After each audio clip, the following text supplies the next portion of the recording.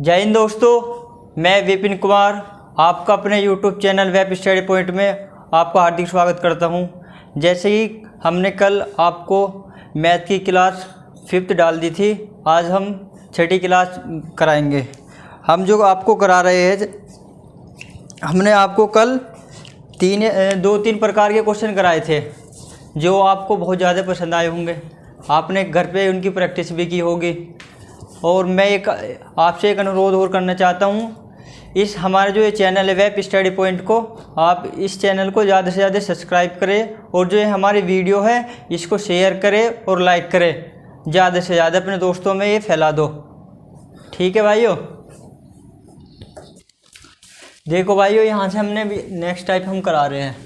जैसे क्वेश्चन है हमारा 14.2/7%, 11.1/9% तथा 12.5% के क्रमिक छूट एक अकेली कितने प्रतिशत छूट के बराबर होगी। यानी कि इस तरह के क्वेश्चन को कैसे करते हैं। देखो, इस क्वेश्चन को करने के दो तरीके, एक तो फॉर्मूला से कर सकते हैं, हम एक ट्रिक वाइज कर सकते हैं। ठीक है।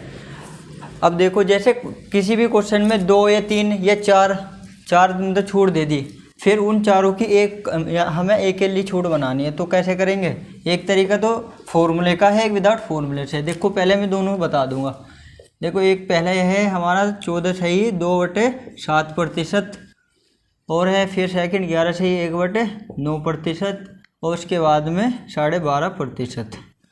14.2/7% होता है हमारा 1/7, 11.1/9% होता है हमारा 1/9 और 12.5% होता है 1/8। ठीक है जी। जब छूट की जा रही हो ना, तो क्या करना, जैसे 7 का 14.2/7 कितना होता है 1, यानी कि 7 में से जो ऊपर वाली संख्या उसको घटा देंगे, यानी कि ये हो जाएगा हमारा 7/6। ऐसे यहाँ से हो जाएगा हमारा 9 से 8 और यहाँ से 8 से 7। ठीक है जी। अब फिर यहाँ से इसको ऐसे कर लेंगे।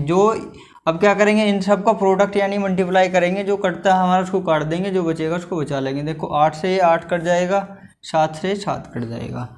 अब यहाँ पे देखो, यहाँ पे ये 3 से 2 बार और ये 3 से 3 बार, यानी ये हो गया हमारा 3/2। ठीक है जी। अब हमें यहाँ से निकालनी है छूट, यानी कि अब देखो 3 से कितना कम है, ये कम है 1। ठीक है जी। कितना कम है 1 कितने पे कम है 3 पे, तो 1/3। और प्रतिशत के लिए क्या करते हैं हम, 100 से गुना। ठीक है जी। तो ये कितना होता है हमारा 1/3 गुना 100 कितना, यानी कि 33 से ही 1/3% के अकेली छूट होगी। नेक्स्ट क्वेश्चन है हमारा 10%, 20% और 30% के क्रमिक छूट एक अकेली कितने प्रतिशत छूट के बराबर होगी। यानी कि 3 छूट दे दी, इसको एक सिंगल छूट में कितने प्रतिशत के बराबर होगी, ये हमें बताना। देखो, इस तरीके के क्वेश्चन करने के दो तरीके, एक दो मैंने पीछे जो आपको बताया वो फ्रैक्शन वाला जो तरीका था रेशो का, यानी कि उस तरीके से कर सकते हैं।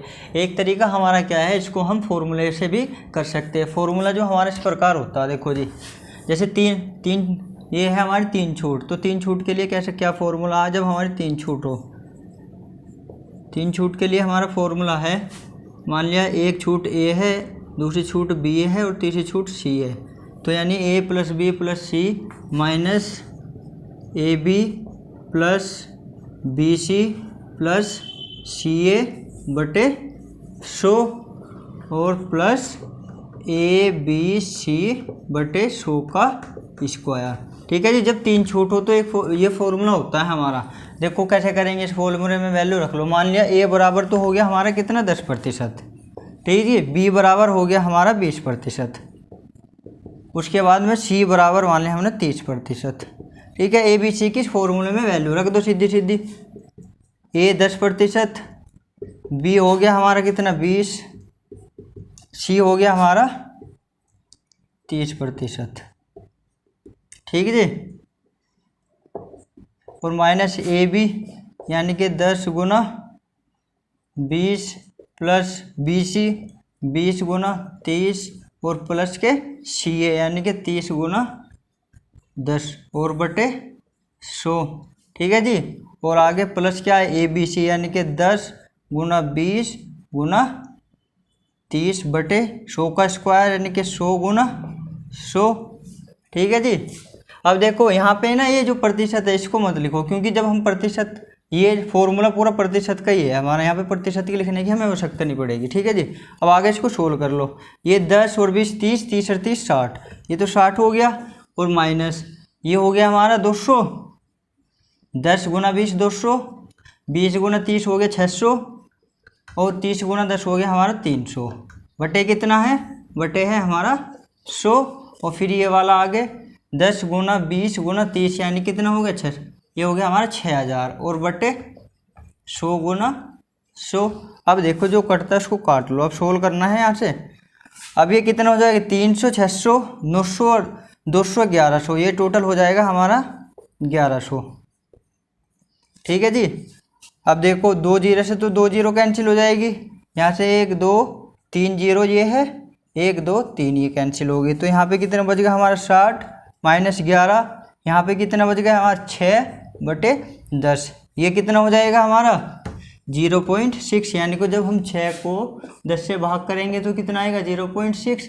यानी कि इस तरीके के क्वेश्चन को कैसे भाग करते हैं, नीचे जितनी भी जीरो है ऊपर वाले पीछे से गिन के हम उतने अंक बाद 0 पॉइंट लगा देते हैं। तो पीछे से कितनी, नीचे कितनी जीरो 1, तो पीछे से गिनो 1, यानी कि 1 के बाद में पॉइंट हो गया ये। अब यहाँ से आगे कितना हो जाएगा, ये देखो 60 में से 11 गए तो कितने 49, और प्लस 0.6, इन दोनों को ऐड कर लो कितना हो जाओ 49.6%। ठीक है जी। इस तरीके से हम इस क्वेश्चन को कर सकते हैं। और यदि हमें फॉर्मूले से नहीं करना तो दूसरा तरीका हमारा जो मैंने पीछे बताया तो वही तरीका होगा, जैसे इस प्रकार होगा। देखो दूसरा तरीका क्या था हमारा, सबसे पहले 10% की छूट, फिर 20% की छूट, फिर 30% की छूट। 10% यानी 1/10, 20% होता है 1/5, और 30% होता है हमारा 3/10। ठीक है जी।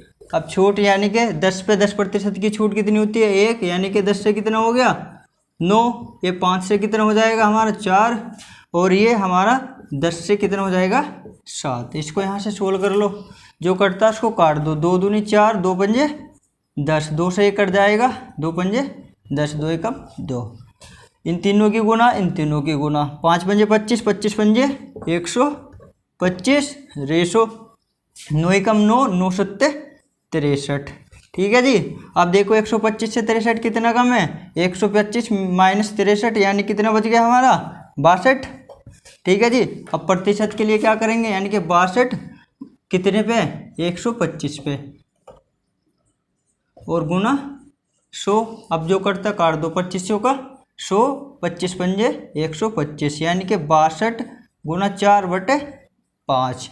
5 से काटो उसको 5 एकम 5, कितने बच गया 1, कितने हो गए 12, 5 दूनी 10, 2 बच गए, पॉइंट लगाया 0, 5 चौक 20, यानी ये हो गया हमारा 12.4 मल्टीप्लाई बाई 4। इन दोनों की 4 चौक 16, और 4 ये 4 के 12 में करा देंगे 48, 48 और 1 49, यानी इतने प्रतिशत 49.6%। यह तो इस तरीके से कर लो, ये फॉर्मूले से। ठीक है, दोनों तरीके हमने आपको बता दिए, दोनों तरीके से आप क्वेश्चन को कर सकते हैं। आगे देखो, अब देखो आगे क्वेश्चन है हमारा 30% और 20% के क्रमिक छूट एक अकेली कितने प्रतिशत छूट के बराबर होगी। इस बार दो छूट जब दी गई हो, देखो इसको भी हम दोनों तरीके से कर सकते हैं। एक तो फॉर्मूला होता है, एक विदाउट फॉर्मूला। जब फॉर्मूले से करेंगे तो फॉर्मूला किस तरीके का, हमारा 2 छूट के लिए फॉर्मूला है। जब 2 छूट दी हो तो उसका फॉर्मूला है हमारा a + b - ab बटे 100 और ये प्रतिशत। ठीक है जी। एक तो इस तरीके से कर सकते हैं फॉर्मूले से। देखो कैसे करेंगे, मान लिया a तो हो गया हमारा 30%, b हो गया हमारा 20%। a और b किस फॉर्मूले में वैल्यू रख दो, a कितना 30, b कितना हमारा 20, माइनस 30 गुना 20 बटे 100। ठीक है जी। 20 30 50 और 2 0 से 2 0 कैंसिल, और 2 तिया 6, 50 में से 6 गए, कितने बच गए हमारे, कितने बच गए हमारे 50 में से 6 गए तो बच गए हमारे 44%। ये हो गया हमारा आंसर। एक तरीका तो सिंपल सा ही है। सेकंड देखो आगे हम, यदि हमें देख लो, इसका स्क्रीनशॉट लेना चाहो स्क्रीनशॉट ले लो। ठीक है। और आगे हम यदि हम बिगर फॉर्मूले के करना हो तो बिगर फॉर्मूले के कैसे करते हो, देखो विदाउट फॉर्मूले का तरीका हमारा ये है। छूट एक तो 30% की, एक है हमारे 20%। 30% होता है हमारा 3/10 और 20% होता है 1/5। यानी कि मानने की बात है पहले 10 थे, 10 का 30% की छूट दे दी। कितनी होती है 10 की 30%, यानी कि 3, 10 में से 3 की छूट दे दी तो कितने बच गए हमारे 7। यानी कि इन दोनों का रेशो ले दिया। इसी तरीके से 5 का 20%, 1 5 में से 5 पर 20% की छूट दे दी तो कितना बचेगा, यानी 5 से जब 5 पे 1 की छूट चली जाएगी कितना बचेगा 4। ठीक है जी। अब यहाँ से क्या करना है, इसको सोल्व करेंगे। कैसे करते हैं, इन दोनों के गुना करने से पहले जो कटता है ना इधर क्रॉस में उसको हम काट लेते हैं। यानी कि जैसे 2 से ये कट जाएगा 2 बार, 2 से कट जाएगा 5 बार। ठीक है जी। यानी कि हो गया 5 पंजे 25 और रेशो 7 दूनी 14। 25 से कितने कम है, 11। ठीक है जी। कितने पे कम है 25 पे, यानी 11/25। और प्रतिशत के लिए 100 से गुना। ठीक है जी। 25 का 100 यानी 11 गुना 4 बराबर 11 चौक 44। एक तरीका ये है हमारा करने का। दोनों तरीके से हम दोनों में से कोई से भी यूज कर सकते हैं। तो यदि आपको फॉर्मूला याद है फॉर्मूले से कर लो, यदि फॉर्मूला याद नहीं रहता पेपर में तो ये सिंपल तरीका इससे इस तरीके से हम कर सकते हैं। ठीक है। आगे देख लो। अब आगे देखो हमारा क्या है, ये नया तरीका, यानी ये नए तरीके क्वेश्चन है। यदि एक परीक्षा में बी को ए की अपेक्षा 11.1/9% कम अंक मिले, उसी में सी को बी की अपेक्षा 12.5% अधिक अंक मिले, और डी को सी की अपेक्षा 25% कम अंक मिले, तदनुसार यदि डी को 180 अंक मिले हो तो ए को कितने अंक प्राप्त हुए थे। देखो इस प्रकार के जो क्वेश्चन हैं, जैसे मैं कहने लगूँ, मान लिया ए और बी और सी और डी, ये 3 तरीके क्वेश्चन है। ठीक है। मतलब 4 संख्या होगी ए बी सी डी। अगर मानने की बात है ये हमारा ए को बी से कुछ प्रतिशत अधिक या कम मिले, इसी प्रकार बी को सी से कुछ प्रतिशत कम या अधिक मिले, या सी और डी को सी को भी डी से कम मिले या ज़्यादा मिले, तो क्या करते हैं इस तरीके के क्वेश्चन में जो हमारा जो भी रेशो आता है ना, रेशो का जो हम नियम अपनाएंगे उसमें जो फाइनल, देखो जैसे मानने की बात है मैंने मान लिया ए को बी की अपेक्षा 5%, ये भी मान ले चलो 20% अधिक मिल गए, तो 20% कितना होता है हमारा 1/5, यानी कि 5 से 6 मिल गए। उसी प्रकार आगे मान लिया सी को बी की अपेक्षा 12.5% अधिक मिल गए, कम मिल गए, इसमें तो हमारे ये मिले हैं अधिक, इसको मान लिया चलो ये कम मिल गए। 12.5% होता है हमारा 1/8, यानी कि 8 से 7। और जो हमारा तीसरी कंडीशन है डी को सी की अपेक्षा 25% मान लिया कम मिलेंगे, कम यानी 25% होता है 1/4, यानी कि 4 से कितने हो जाएंगे, 1 कम कर दो 3। जो ये हमारा फाइनल रेशो आएगा ना, ये जो इधर वाली संख्या होगी ये तो आएगी हमारी ए की वैल्यू, और जो ये यहाँ पे आएगा ये होगी हमारी डी की, यानी कि जो फाइनल रिजल्ट आता है, जो फाइनल रेशो आएगा वो हमारा ए रेशो डी का आता है। ठीक है जी। ये तरीका हम इस कंसेप्ट को क्वेश्चन में अप्लाई करेंगे। देखो कैसे करते हैं। अब देखो ये क्वेश्चन जो है हमारा इस प्रकार है। क्वेश्चन में कहा गया है एक परीक्षा में बी को ए की अपेक्षा 11.1/9% कम अंक मिले। बी को जो बी है हमारा उसको ए की अपेक्षा 11.1/9% कम अंक मिले। 11.1/9% कितना होता है, यानी कि 1/9। आगे क्वेश्चन में कहा है उसी में सी को बी की अपेक्षा 12.5% अधिक मिले। 12.5% अधिक, 12.5% कितना होता है 1/8। आगे फिर कहा है यदि डी को सी की अपेक्षा 25% कम अंक मिले। 25% होता है 1/4 कम अंक मिले, इसको कम मिले हैं। और जो हमारे सेकंड कंडीशन 12.5% अधिक मिले, और बी को ए की अपेक्षा 11 से 1/9% कम अंक मिले हैं। ठीक है जी। ये हमारी कंडीशन है। अब देखो यहाँ से जो हमारा ए बी सी और डी, जो ये है हमारा ये रेशो फाइनल यहाँ से कैसे आता है, यानी कि जब इन सबकी हम गुना कराएंगे ना तो ए सी से सी कट जाएगा है, ये बी से बी कट जाएगा, यानी जो हमारा फाइनल रेशो आता है ए और डी का आता है। अब देखो अप्लाई कर दो यहाँ से, 9 का 11 सही 1/9% कितना होता है 1, यानी कि 9 का 11 सही 1/9%, 1 कम मिला है तो कितना हो जाएगा, ये हो गया हमारा 9 से 8। उसी प्रकार 12.5% होता है 1/8, यानी कि इसमें अधिक हुए है यानी बढ़ोतरी हुई है तो ये हो जाएगा हमारा क्या 8 से 9। 25% होता है 1/4, यानी कि कम हुई है तो 4 से क्या हो जाएगा, ये हो जाएगा हमारा 4 से 3। ठीक है जी। अब जो कटता है उसको काट दो, ये 8 से तो 8 कट जाएगा, ये 9 से 9 कट जाएगा, बच गया क्या हमारा 4:3। ये रेशो किसका है, ए और डी का। और क्वेश्चन में कहा है डी को कितने अंक मिले 180, यानी कि डी की वैल्यू यहाँ पे कितनी है 3 और ए की वैल्यू कितनी है 4, तो पर्सन में डी की वैल्यू 3 ना होकर कितनी है 180। ये इसकी कितनी गुनी है 60 गुनी, और ए की वैल्यू भी कितनी हो जाएगी 4 की 60 गुनी, तो कितनी 4 गुना 60 कितना हो गया हमारा 240। ये हो गया हमारा आंसर। ठीक है जी, समझ में आया। एक बार और देख लो आगे। क्वेश्चन में कहा था बी को ए की अपेक्षा 11 से 1/9% कम अंक मिले। 11 से 1/9% होता है 1/9, कम अंक मिले तो 9 से 1 कम कर देंगे तो ए और बी का रेशो आ गया 9:8। आगे कहा है सी को बी की अपेक्षा 12.5% अधिक अंक मिले हैं। 12.5% होता है 1/8, 1/8 बढ़ोतरी हुई, यानी बी और सी का जो रेशो आया है वो 8 से 9 का हो गया। आगे तीसरी कंडीशन में कहा डी को सी की अपेक्षा 25% कम मिले।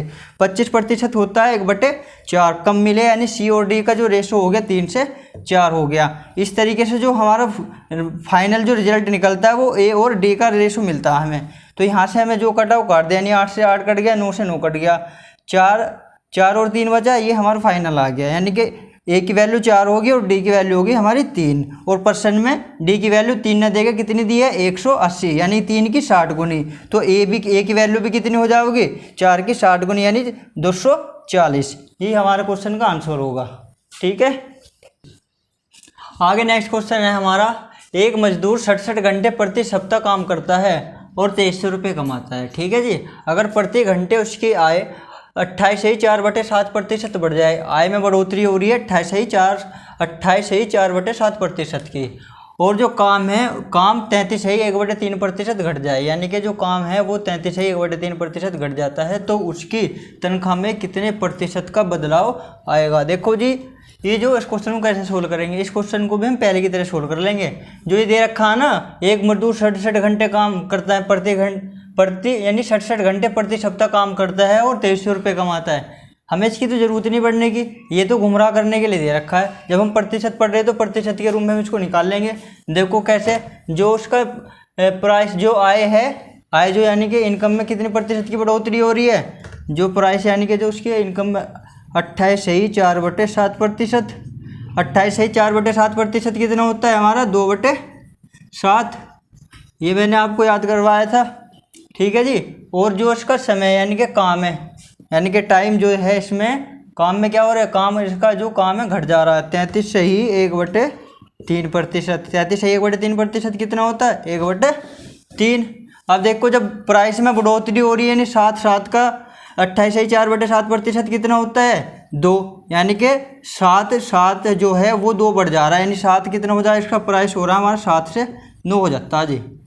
प्राइस क्या हो जाता है 7 से 9। और जो टाइम है, टाइम में क्या हो रही, कमी हो रही है, ये तो इसमें बढ़ोतरी और इसमें कमी, यानी कि जो टाइम हमारा ड्यूरेशन है काम की उसमें कमी हो रही है, यानी कि ये हो रही है हमारे 3 से 2।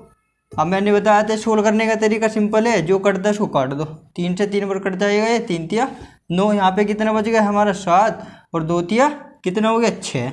ठीक है जी, इन दोनों का रेशो आ गया हमारा 7:6। अब देखो यहाँ 7 से कितने की कमी हुई है 1 की, यानी कितने पे 7 पे, प्रतिशत के लिए 100, ये कितना होगा 14.2/7%, यानी कि जो उसकी आय में कितने प्रतिशत का बदलाव आया 14.2/7% का। ठीक है जी, आगे देखो नेक्स्ट क्वेश्चन हमारा ये है। ठीक है जी, नेक्स्ट है, यदि किसी आयत की लंबाई में 37.5% की वृद्धि कर दी, जाए और उसकी चौड़ाई में 20% की कमी कर दी जाए तो उसके क्षेत्रफल में कितने प्रतिशत का अंतर आ जाएगा। देखो जी, इंपॉर्टेंट क्वेश्चन है, इस प्रकार के क्वेश्चन काफ़ी बार पेपर में आए हुए हैं। ठीक है जी, तो देखो इसको दो तरीके से कर सकते हैं, हम फॉर्मूले वाइज भी कर सकते हैं और परसेंटेज जो तरीका मैं पीछे से कराता आ रहा हूँ उस तरीके से भी। और उसको फॉर्मूले से ना करके सिंपल इसी तरीके से करो तो ज़्यादा आसान होगा। ठीक है जी, देखो कैसे करेंगे विदाउट फॉर्मूले के हम। लंबाई जो है हमारी, लंबाई में क्या हुई है, वृद्धि। लंबाई में 37.5% की वृद्धि हुई। 37.5% कितना होता है हमारा, 3/8। ठीक है जी, 37.5% होता है हमारा 3/8 वृद्धि होगी। और चौड़ाई में क्या हुआ है हमारा, चौड़ाई में हुई है हमारी 20% की कमी। 20% 1/5 इसमें कमी हुई है, इसमें हुई है हमारी वृद्धि। ठीक है जी, क्षेत्रफल का फॉर्मूला क्या होता है, देखो चलो, आयत का क्षेत्रफल। आयत का क्षेत्रफल का फॉर्मूला क्या होता है हमारा, लंबाई गुना चौड़ाई तो होता है, लंबाई गुना चौड़ाई, यही तो फॉर्मूला होता है जी हमारा। ठीक है भाई साहब, आगे देखो जी हम इसको कैसे करेंगे। लंबाई होगी, लंबाई में वृद्धि यानी कि 37.5% की, 8 का 37.5% कितना होता है, 3, यानी कि 8 में जब हम 3 जोड़ देंगे तो कितना हो जाएगा हमारा, 11। ये हो गया हमारी लंबाई। लंबाई में जो 8 से 11 हो गया। जो चौड़ाई है हमारी, चौड़ाई में कोई है कमी हुई है 20% की। 20% होता है 1/5। ठीक है जी, यानी कि ये कितना हो गया, 5 से कितना हो गया, जब 1 की कमी होगी 5 से 4 हो गया। ठीक जी, अब इनके जब हम मल्टीप्लाई कराएंगे यानी लंबाई गुना चौड़ाई, ये करा दो। अब जो पहले यहाँ से देखो काट लो, 4 दूनी कट जाएगा 2 बार, ये कितना हो गया, 5 दूनी 10 और रेशो 11। ये लंबाई गुना चौड़ाई तो क्या होता है हमारा, क्षेत्रफल आयत का आ गया, ये हमें बताना था। अब देखो कितने की वृद्धि, यहाँ पे 10 है, यहाँ पे 11 है। ठीक है जी, तो वृद्धि होगी 1 की, कितने पे, 10 पर, 1/10। अब प्रतिशत के लिए क्या करेंगे, 100 से गुना 1 0 से 1 0, यानी कितना बचेगा, 10%। जो उसका आयत है, यानी कि जो आयत का जो क्षेत्रफल है उसमें कितने प्रतिशत की वृद्धि, जो अंतर आया कितने प्रतिशत का है, 10% का। ये हमारा आंसर हो जाएगा। ठीक है, एक बार और देखो, लंबाई में कराई थी वृद्धि 37.5% की और जो चौड़ाई में हुई है कमी 20% की। ठीक है जी, 37.5% होता है 3/8, 20% होता है हमारा 1/5। जब वृद्धि होगी 8 से 3, 8 पे 3 की वृद्धि हुई तो 8 से 11 हो गया ये। ऐसे ही लंबाई में, फिर चौड़ाई में हमारी कमी हुई है 5 से 1 की कमी, यानी 5 से 4 चले गया। अब इन दोनों की गुना करा देंगे तो हमारा आयत का क्षेत्रफल आ जाएगा। आयत का क्षेत्रफल तो लंबाई गुना चौड़ाई, हम दोनों की इनकी यहाँ पे गुना करा दी, लंबाई गुना चौड़ाई आ गया हमारा। यहाँ पे जो दोनों रेशो आए हैं ये आए हमारे एरिया के।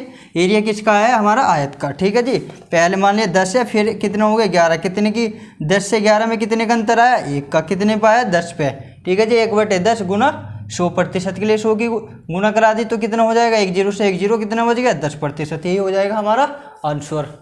ठीक है भैया, देखो नेक्स्ट क्वेश्चन हमारा ये नेक्स्ट टाइप का है। इस तरह के क्वेश्चन भी काफ़ी बार पेपर में आए हुए हैं।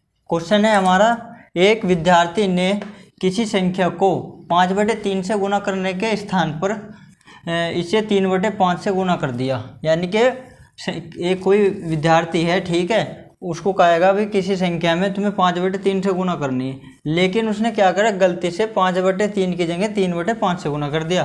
तो इस प्रकार जो हमारा कितने प्रतिशत की त्रुटि हुई है हमें ये बताना है। देखो इस प्रकार के क्वेश्चन को किस तरीके से सोल्व करते हैं हम, बिल्कुल सिंपल तरीका बताता हूँ आपको।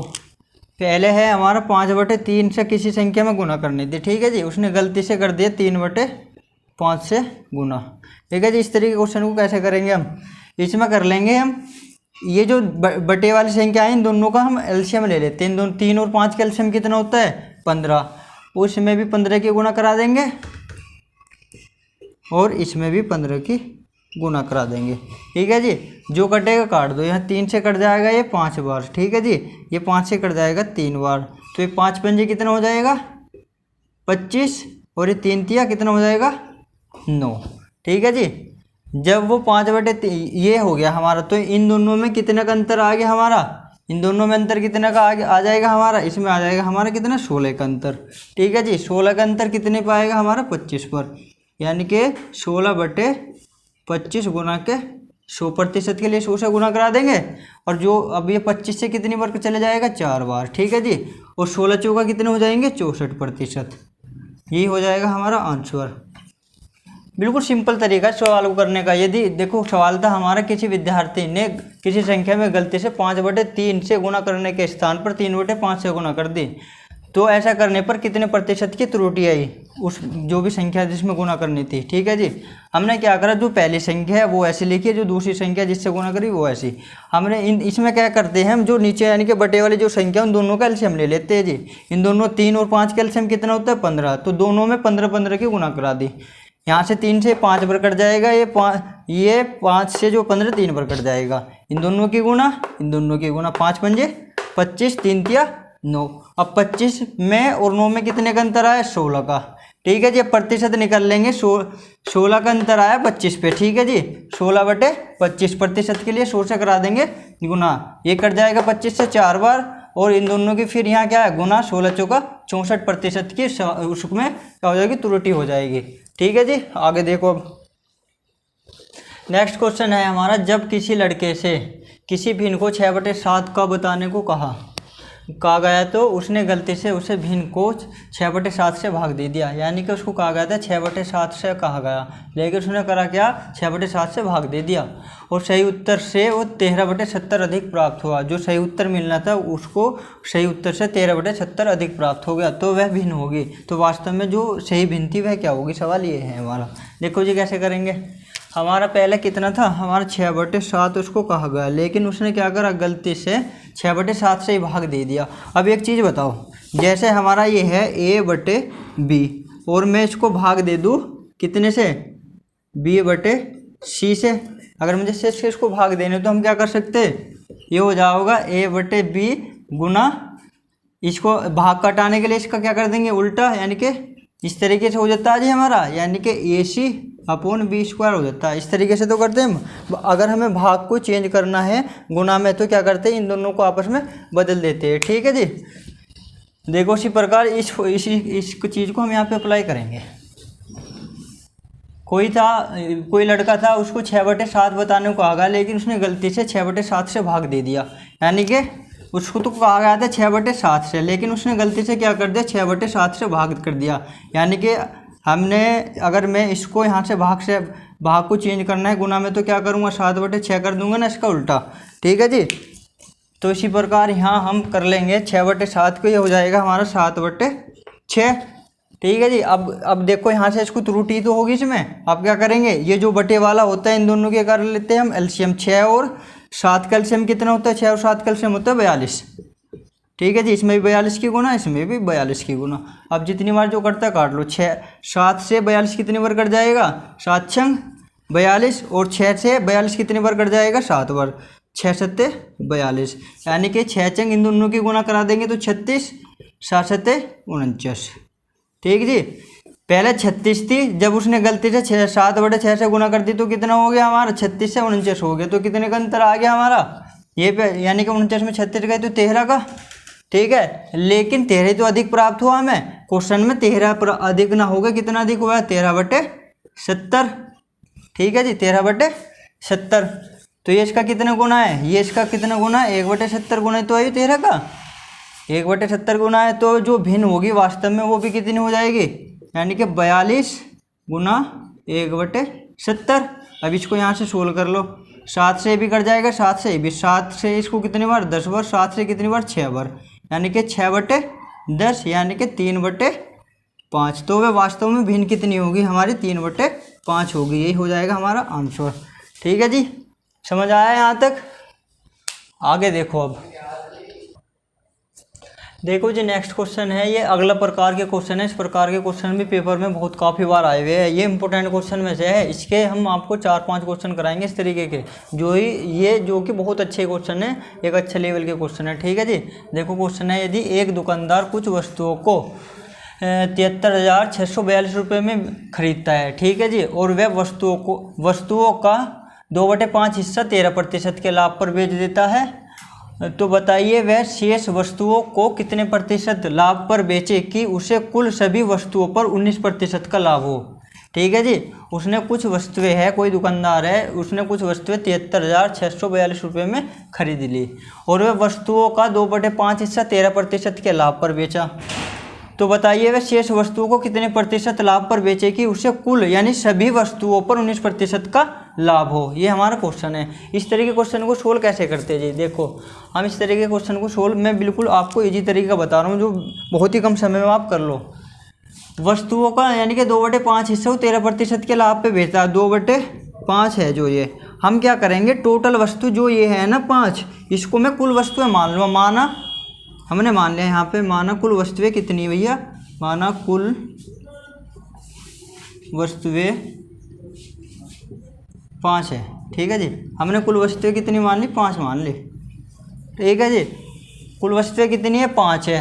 अब उसने कहा यदि वह वस्तुओं का 2/5 हिस्सा 13% के लाभ पर बेच दिया, यानी टोटल वस्तु कितनी 5 में से वह 2/5 है ना, 5 में से वो जो 2 हिस्सा है उसको कितने प्रतिशत के लाभ पर बेच रहा है 13% के, यानी कि 2 हिस्सा जो है वो 13% के लाभ पर, यानी कि 2 में 13 के गुना करा देंगे, 13 दूनी कितना हो गया 26।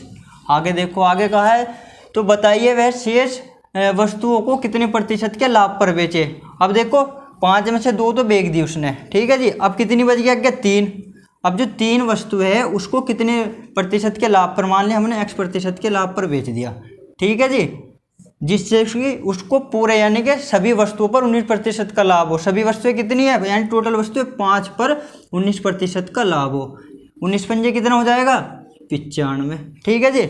तो अब देखो यहाँ क्या करेंगे हम, ये वाली वैल्यू निकालने के लिए इसमें से इसको घटा देंगे तो ये वैल्यू आ जाएगी, यानी 95 से जब मैं 26 घटाऊंगा तो कितना बचेगा, देख लो इधर से ले लेंगे 15, 15 में से 6 गए, कितने बच गए 9, और यहाँ पे बच गए 8, 8 में से कितने गए 2, तो बच गए हमारे 6, यानी ये कितना हो गया 69।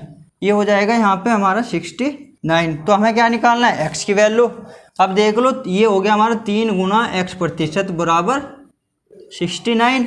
यहाँ से हो जाएगा हमारा x% बराबर 69/3 यानी कि 3।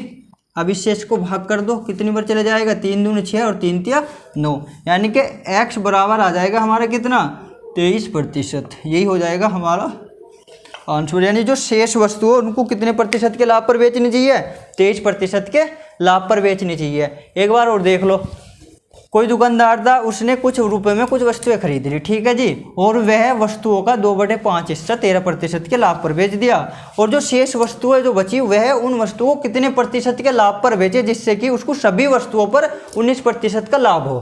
ठीक है जी, ये क्वेश्चन है। इस तरीके के क्वेश्चन को कैसे अभी बताया, हम क्या करेंगे जो भी है फ्रैक्शन वाली वैल्यू दी जाओगी ना उसको क्या कर लेंगे हम, उसमें जो बटे वाली नीचे वाली जो हमारी हर की जो देखो मान लिया हमने कुल वस्तुएं कितनी है 5 है। अब 5 में से अब उसने 5 का 2 ये है हमारी कुल वस्तुएं 5, ठीक है जी। अब जो हमारी 2/5 है, 2/5 हिस्सा यानी कि 5 में से जो 2 हिस्सा है उसको 13% के लाभ पर बेच दिया।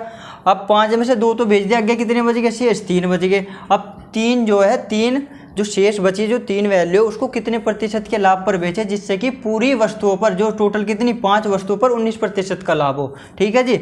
अब देखो टोटल कितनी 5 थी, 5 में से 2 को 13% के लाभ पर, शेष बच गई हमारी 3 यानी कि 3 जो वस्तु है उसको कितने प्रतिशत के लाभ पर बेचे जिससे कि जो टोटल 5 के 5 है उसको 19% का लाभ हो जाए। यहाँ से ये हो गया हमारा। अब देखो ये 19 पंजे 95 हो जाएगा। ये वाली संख्या निकालने के लिए हम क्या करते हैं, इस 95 से 26 को हमने घटा दिया, कितने आगे 69 हो जाएगा। अब यानी कि 3 गुना x% बराबर कितना हो 69। यहाँ से हम x% की वैल्यू निकाल लेंगे, कितनी आ जाएगी हमारी 23, यानी कि जो हमारी जो शेष वस्तु है उसको कितने प्रतिशत के लाभ पर बेचे 23% के लाभ पर बेचना चाहिए जिससे कि उसको पूरी जो टोटल वस्तु है उसको 19% का लाभ हो। ठीक है भाइयों, आगे देखो। अब नेक्स्ट क्वेश्चन है हमारा, यदि एक दुकानदार कुछ वस्तुएं खरीदता है वह उन वस्तुओं का 3/4 हिस्सा 20% के लाभ पर बेचता है और शेष बची हुई वस्तुओं को क्रय मूल्य पर बेच देता है, तो बताइए उसे कुल सभी वस्तुओं पर कितने प्रतिशत का लाभ हुआ। अब देखो इस क्वेश्चन में एक लाइन इसको देखो, शेष बची शेष बची हुई वस्तुओं को क्रय मूल्य पर बेच देता है। यानी कि जो शेष बची वस्तु है उनको क्रय मूल्य पर, क्रय मूल्य का बेचने का मतलब क्या है, जितने रुपए में ली और उतने पे ही बेच दी, यानी कि उसको ना तो प्रॉफिट हुआ ना ही लॉस हुआ, यानी कि बिल्कुल बराबर की बात रही है। ठीक है जी। अब देखो क्वेश्चन में कहा है यदि एक दुकानदार कुछ वस्तुएं खरीदता है और वह उन वस्तुओं का 3/4 हिस्सा 20% पर बेचता है। मैंने क्या बताया था, जो भी फ्रैक्शन वाली वैल्यू होगी, जैसे 3/4 है तो जो हम टोटल वस्तुएं जो ये वाली हर वाली वैल्यू होती है इसको हम टोटल वस्तु मान लेते हैं। ये मान ली टोटल हमारे जो टोटल जो आर्टिकल है ये हो गया हमारे 4। ठीक है जी। टोटल वस्तु हमने 4 मान ली। अब 4 में से वो 3 को तो 20% के लाभ पर बेच दे दिया, यानी कि 20% के लाभ पर बेच दिया 3 को, यानी 20 से कितने हो गए 60। ठीक है जी, 60% हो गए ये हमारे। उसके बाद में आगे इन्होंने कहा है जो शेष बची, शेष 4 में से 3 बेच दी, शेष कितनी बच गई 1। जो शेष बची वस्तुओं को शेष बची वस्तु को क्रय मूल्य पर बेचता है। यानी क्रय मूल्य पर बेचने का मतलब होता है ना तो उसको प्रॉफिट हुआ यानी कि ना ही लॉस, यानी कि 0% हुआ उसको, यानी कि 1 गुना 0 कितनी होगी 0। और आगे जो टोटल वस्तु यानी कुल वस्तुओं को कितने प्रतिशत के लाभ पर बेचे। ठीक है जी। ये मान लिया X% के लाभ पर बेच दिया, तो यहाँ पे इन दोनों को क्या कर लेंगे हम ऐड, ये हो जाएगी हमारे 60 और बराबर। तो यहाँ से X की वैल्यू निकाल लेंगे। X की वैल्यू क्या हो जाएगी हमारी, X बराबर हो जाएगा हमारा ये इसके बटे में, ये इससे कट गया 15, यानी कि X बराबर हो जाएगा हमारा 15%। यानी कि जो सभी वस्तुएं जो हैं हमारी उसको वो कितने प्रतिशत के पर बेचना चाहिए लाभ पर, 15% के। ठीक है भैया, ये हमारा आंसर हो गया। चलो एक बार और देख लो। एक दुकानदार था, कुछ वस्तुएं खरीदी उसने, उन वस्तुओं का 3/4 हिस्सा 20% के लाभ पर बेच दिया और शेष बची हुई वस्तुओं को क्रय मूल्य पर बेचता है। क्रय मूल्य का मतलब होता है ना तो उसको प्रॉफिट हुआ ना ही उसको लॉस हुआ। ठीक है जी। तो बताइए कुल सभी वस्तुओं पर कितने प्रतिशत का लाभ होगा, यानी टोटल वस्तुओं पर कितने प्रतिशत का लाभ होगा। मान लें जो भी फ्रैक्शन वाली वैल्यू होती है उसको हम ऐसे लिखेंगे, यानी कि जो भी बटे वाली संख्या होगी उसको मान लेंगे टोटल, यानी कि कुल संख्या कितनी है 4 है, वस्तुओं की कुल संख्या कितनी 4 है, यानी टोटल आर्टिकल कितने हो गए हमारे 4 हो गए। तो 4 में से 3 को तो बेच दिया उसने 20% के लाभ पर, यानी कि 3 गुना 20 बराबर कितना हो गया 60%। और शेष कितनी बच गई, 4 में से 3 बेच दी, शेष बच गई 1, यानी एक को ना तो लाभ हो रहा उसमें ना यानी क्रय मूल्य पे, यानी 0 पे, ये 0 हो गया। और टोटल को कितने प्रतिशत के लाभ पर बेचे, अब देख लो जी टोटल कितनी 4 माने X% के लाभ पर बेच दिए, इन दोनों को ऐड करके कितना हो गया 60। यहाँ से X की वैल्यू निकाल ली, कितना आ गया 15%। कुल जो वस्तुओं को 15% के लाभ पर बेचना चाहिए। ठीक है, तो आज के लिए हम यहीं पे समाप्त करते हैं। आगे हम आपको कल क्वेश्चन कराएंगे इसी पैटर्न पर, अभी कुछ और क्वेश्चन इंपॉर्टेंट वो आपको कल कराएंगे। दोस्तों मैं आपसे एक अनुरोध करना चाहता हूँ कि इस जो ये हमारा वेब स्टडी पॉइंट चैनल है, आप इसको ज़्यादा से ज़्यादा जो हमारी ये वीडियो इनको लाइक करें, शेयर करें और चैनल को ज़्यादा से ज़्यादा सब्सक्राइब करें और वीडियो को ज़्यादा से ज़्यादा अपने दोस्तों को दिखाएं और इसको ज़्यादा से ज़्यादा शेयर करें।